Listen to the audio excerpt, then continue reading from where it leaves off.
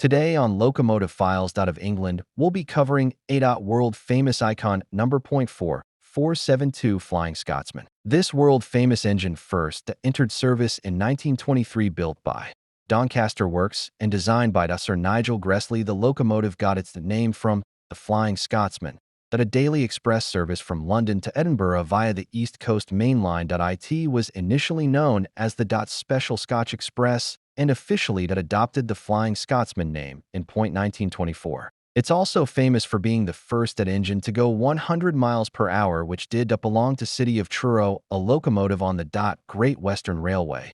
But information that on Truro's 100-mile-hour run was suspect, giving the 100-mile title to Scotsman. Scotsman ran his express trains until 1943, when he was repainted sporting a new black World War II livery, a common change for all engines owned by the railways during the conflict.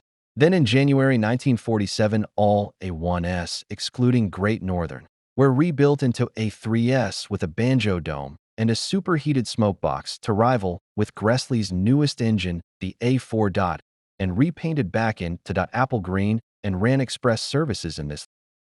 When nationalization occurred, meaning the London and North East Railway, the Great Western Railway, the London, Midland and Scottish Railway, and the Southern Railway merged into British Railways, then between 1949 and 1952 Scotsman was painted into British Rail Express blue livery. Then in 1954 he was painted in the livery he sports today, British Rail Brunswick green. He wore this until he was withdrawn on January 14, 1963, and saved from scrap by Mr. Alan Pegler. In 1966, now in ownership of Alan Pegler, Scotsman ran rail tours, but in order to do so, he'd need a second tender since steam had been faded out by dieselization across the nation. But most importantly, in Scotsman and Alan's case, coal and water towers were being knocked down, thus limiting how far Scotsman could go. So Mr. Pegler spent £1,000 on a second corridor tender, which for an additional £6,000 was adapted as an auxiliary water tank, no longer limiting the Scotsman, letting him go the distance.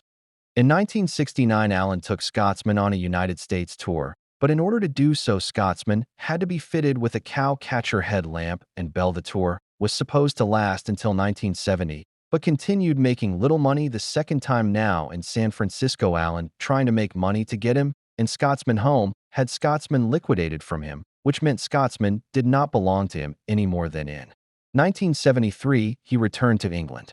After being shipped back to the UK in 1973 from the USA, tour Flying Scotsman underwent essential restoration work. He returned to its British Rail Brunswick green and BR number 60,103 smoke deflectors and a double chimney under the ownership of William McAlpine. Scotsman ran rail tours for 23 years, being overhauled twice and going to Australia on tour. Then the legendary Scotsman found its way into the National Railway Museum's ownership. Then in 2016, after years of restoration, Flying Scotsman returns to steam in his World War II livery to run rail tours on, of which was in 2018, when an express train in honor of Alan Pegler, who passed away, was pulled by Scotsman, and en route Alan's ashes were put into Scotsman firebox, as it was his last wish. And that's the complete story of Flying Scotsman. If you liked the video, like and subscribe.